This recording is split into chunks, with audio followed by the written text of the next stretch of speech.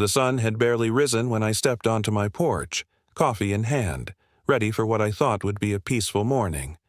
The air was cool and crisp, with a faint breeze drifting across the open fields of my ranch. The golden light of dawn stretched across the hills, painting everything in a warm glow. My cattle were grazing quietly in the distance, and for a brief moment, life felt calm, simple, and mine to protect. But that peace shattered the moment my eyes fell on the edge of my property. There she was, Karen, my entitled neighbor, stood, with a realtor pointing directly at my cabin like it was part of her latest shopping spree. A bold, fake, "For sale" sign was jammed crookedly into the dirt. And worse, when I glanced toward the gate, I realized the lock had been changed. Overnight, my stomach dropped. I set my mug down on the porch railing, my grip tightening. "Excuse me," I called out, my voice sharp. "What exactly do you think you're doing?" Karen turned, wearing that smug grin I'd come to hate. Her hands rested on her hips like she owned the place. "Oh, you're still here? That's awkward. This property has already been sold. You should probably start packing your things. The new buyers will be here any day." I let out a sharp laugh, half disbelief, half rage. "Really? That's funny because last time I checked, the deed still had my name on it." Her eyes gleamed with arrogance as she pulled out a stack of papers and waved them like a trophy. "Not anymore. The county records show otherwise. You're standing on land that no longer belongs to you." I stepped down from the porch, closing the distance between us. My jaw tightened, but I forced myself to stay calm. "Funny," I said slowly, pulling out my phone, "because I have every single legal record saved right here, proving you're lying. And trust me, I won't be bullied off my own land." Karen gave a dismissive wave to the realtor, who shifted uncomfortably, clearly realizing something was off. Before I could press further, a rumble of engines filled the air. Moments later, a group of so-called community security rolled up in a dented pickup. They jumped out in mismatched boots and cheap uniforms, their plastic badges catching the morning light. They strutted like they were cops, puffing out their chests, but to me they looked more like kids playing dress-up. One of them barked, "Sir, you need to leave this property immediately. This ranch is no longer yours." I raised an eyebrow, smirking. "Plastic badges and thrift store uniforms don't make you law enforcement. You boys want to play sheriff? Do it somewhere else, because this—" I gestured to the cabin. "The land, the fences, is mine."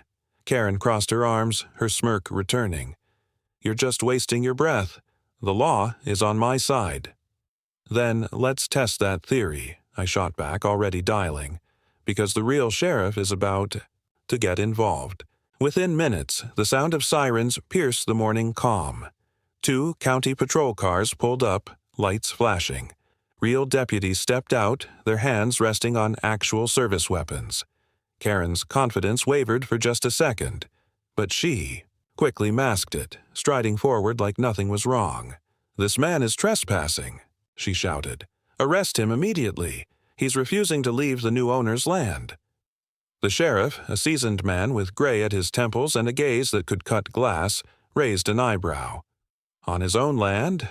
That's quite a claim. Let's see the paperwork."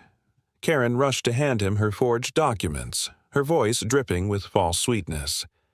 "Here, everything is in order." But when I handed over my folder, the contrast was undeniable. Deeds, notarized and dated. Tax receipts, with my name.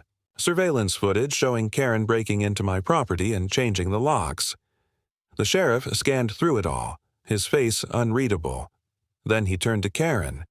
"Ma'am, would you like to explain why you're on his land, holding falsified records and accompanied by fake security?" Karen stammered, her voice cracking. Those are fake. He's the liar. He must have forged them." The sheriff wasn't convinced. "We'll be verifying all of this at the county office, but from where I stand, it looks like your little plan just crumbled." Karen's face flushed crimson, her fists clenched at her sides.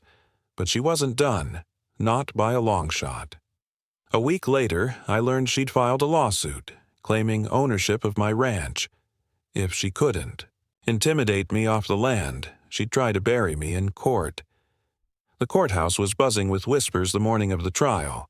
People had heard about Karen's stunt, and they packed the gallery, eager to see what would happen. Karen sat proudly at the plaintiff's table, her expensive lawyer at her side. He strutted around like a peacock, his suit pressed sharp, his voice dripping arrogance. "Your Honor," he began, "this so-called defendant is nothing more than a squatter. He falsified deeds, manipulated records, and is attempting to steal land that rightfully belongs to my client." Karen leaned back, smirking as though victory was already hers. When my turn came, I stood tall, my documents neatly stacked. My voice didn't shake. "Your Honor, that's a lie. I have lived on this land for years. I've maintained it, paid taxes, invested my blood and sweat. And here's the proof. Piece by piece, I laid everything on the table.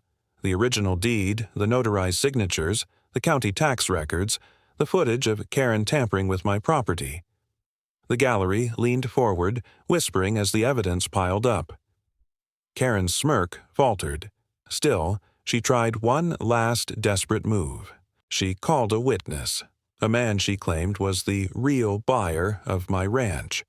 He swaggered to the stand, trying to look confident. But under cross-examination, the cracks showed. "Isn't it true," my lawyer asked, "that Karen paid you to pose as the buyer?" The man's face went pale. After a long silence, he finally muttered, "Yes. She paid me to lie."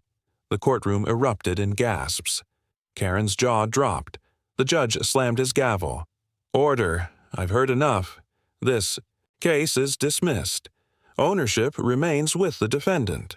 And as for Ms. Karen," his gaze cut through her like a blade, "you will face charges for fraud, forgery, and perjury."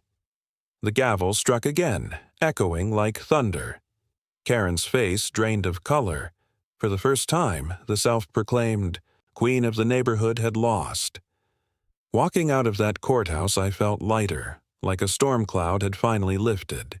But deep down, I knew Karen wasn't the type to give up.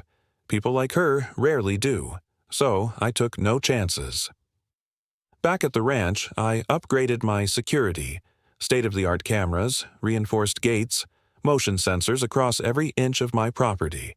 I wasn't just defending land. I was defending my home, my peace, my life's work. And as for Karen, she spent the next few months drowning in legal trouble. Court fines, criminal charges, endless legal fees. Her reputation shattered. The neighborhood that once tolerated her arrogance now whispered behind her back, finally seeing her for what she truly was, a fraud who thought she could bully her way into stealing what she hadn't earned. Meanwhile, I returned to my porch, coffee in hand, the sun rising just as it had the morning this all began. But this time, I smiled, not with anger or disbelief, but with pride. I had stood my ground. I had faced lies, intimidation, and a courtroom battle. And I had won. And if you enjoyed standing strong with me through this story, don't forget to like, share, and subscribe for more suspense stories just like this one.